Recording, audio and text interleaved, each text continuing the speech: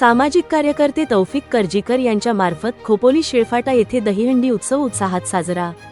खोपोली हिंदू मुस्लिम एकतेचे प्रतीक असलेले शहर म्हणजे खोपोली, याचे दर्शन पुन्हा एकदा खोपोली शिळफाटा येथे पाहण्यास मिळाले आहे।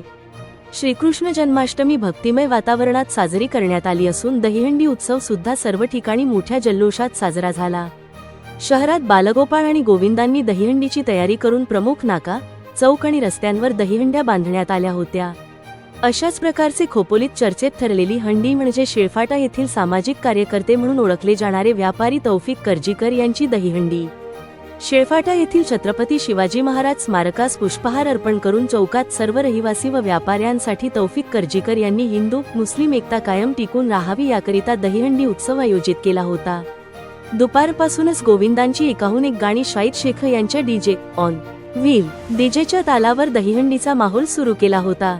हा उत्सव पाहण्यासाठी मोठ्या संख्येने नागरिकांनी व प्रवाशांनी गर्दी केली होती। यावेळी व्यापारी संघटनेचे अध्यक्ष राजू फक्के, तौफिक कर्जीकर व शिळफाटा येथील स्थानिकांनी व व्यापाऱ्यांनी मिळून दहीहंडी फोडून दहीहंडी उत्सव उत्साहात साजरा केला।